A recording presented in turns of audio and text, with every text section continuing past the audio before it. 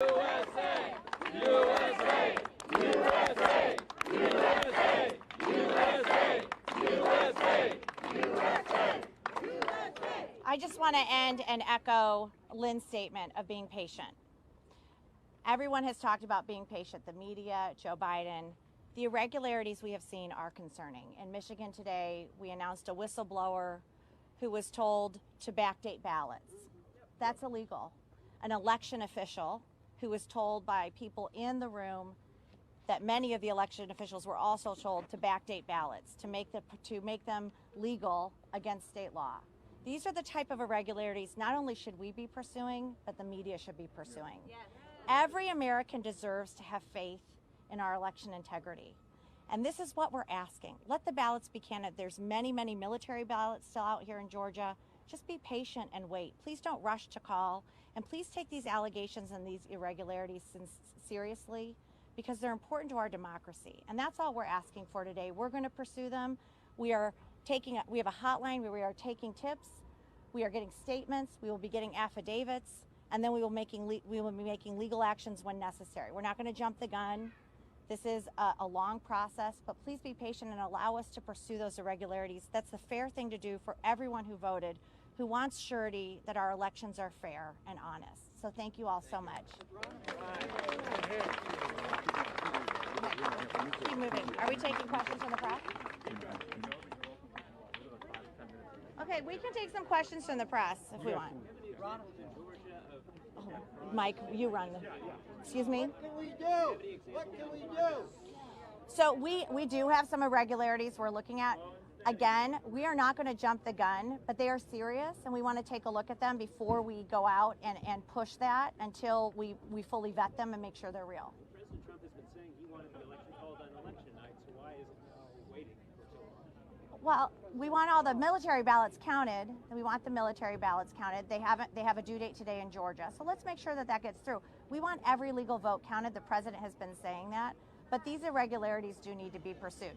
If you have an irregularity, go to the hotline 470-410-8793 and also to djt45.com/stop fraud.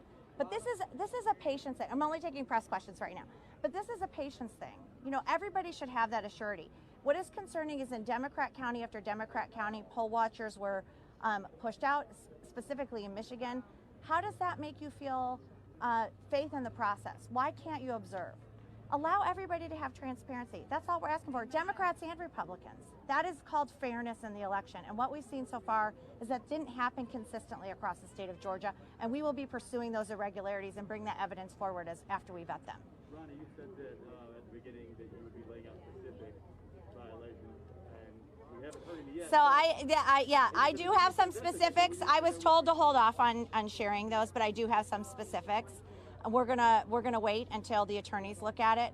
But the specifics we have in Georgia are very serious. Again, I'm not going to run and rush to judgment and push allegations out until we vet them first. And that's the right thing to do. But what I will say is the allegations we have are serious enough that they should be vetted, that they should be. How many examples have been reported?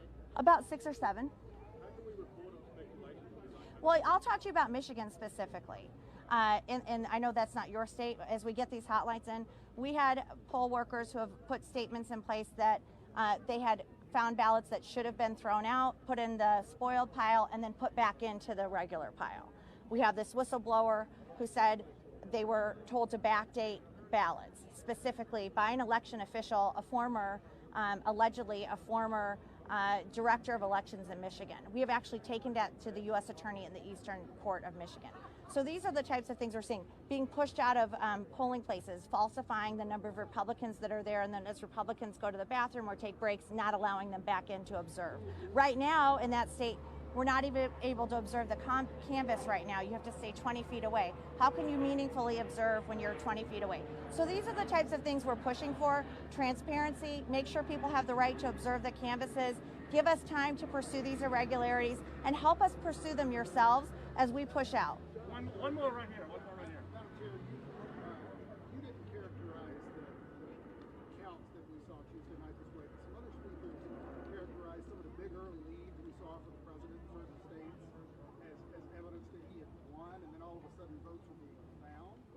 But we saw, for example, the reverse in North Carolina, where they had counted absentee ballots that the Biden campaign had prioritized, and he had the lead, and President Trump came back and looks in position to maintain that lead. Do you share some of the concerns of your fellow Republicans that just that order that we saw in, say, Pennsylvania and Michigan, is that in a macro sense? What I just the way that people voted and the way we count? Well, we knew there were going to be ups and downs as absentee came in and election day vote. In some states vary them. No, we don't. We know that that's going to be what we have concerns about are states that would not give us the full total of absentee ballots that were outstanding. We could not get a count on that. I think that's troublesome. Let us know. I mean, we should be able in this day and age to say this is how many absentee ballots came in before Election Day from the Secretary of State. So those are types of things. We are due for some election reform in this country. Clearly, we have problems where people are feeling disenfranchised and we're not getting meaningful answers, and these counts are lasting so long. So we need to fix some things. But right now, what I'm saying is we've seen some irregularities that are serious enough that we want time to investigate them. We're going to go through the proper procedures. We're going to take them to the attorneys. We're going to vet the claims. We're going to make sure they're valid, and then we will bring them to you. But that is something we need time for. And with Georgia having a recount, we should have that time for that. Great, thank you. We got to run. Thank you.